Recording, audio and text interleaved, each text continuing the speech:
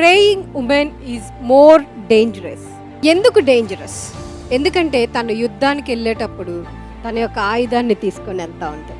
Like షూనేమీరాలైన స్త్రీ ఏ రీతిగా తన యొక్క ఆయుధాన్ని తీసుకొని ఎలీషా దగ్గరికి వెళ్ళింది చూడండి. ఆ స్త్రీ తన యొక్క బిడ్డ చనిపోయినప్పుడు తను ఏం చేసింది? ఏడ్చిందా? ఏడ్చుండొచ్చు. ఎందుకంటే యాజ్ ఎ మదర్ ఏడుపు రాకోకుండా ఉంటదా? ఉండదు. బట్ అందరు స్త్రీలాగా మాత్రము ఆ స్త్రీ ప్రవర్తించలేదు. ప్రార్థించే తల్లి ఆ రీతిగా ఉండాలి.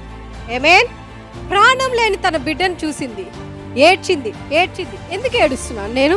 I am a praying women, I am a women of faith. నాలో ఉన్న విశ్వాసము నా యొక్క సమస్యని బీట్ చేసి దాన్ని ఎదిరించి తిరిగి నా కొడుకుని జీవములోనికి తెచ్చుకోగలిగిన శక్తిని దేవుడు నాకు అనుగ్రహించాడు అన్న తనలో ఉన్న శక్తిని గుర్తెరిగింది కాబట్టే చనిపోయిన తన బిడ్డని మళ్ళీ తిరిగి బ్రతికించుకోగలిగింది. ఇంకెన్ని రోజులు ఏడుద్దాం అనుకుంటున్నారు? ఆమె కంటే పెద్ద సమస్య మంది. She's the role model of a praying women. ప్రార్థించే తల్లులు కూడా కొంతమంది రోల్ మోడల్స్ ఉన్నారు. వాళ్ళలాగా మనం మారినప్పుడు మనము ఊహించని కార్యాల్లోకి, ఉన్నత స్థితిలోకి అడుగు పెట్టగలిగిన శక్తిని దేవుడు మనకి ఈరోజు అనుగ్రహించబోతున్నాడు. ఆమేన్. హల్లెలూయా.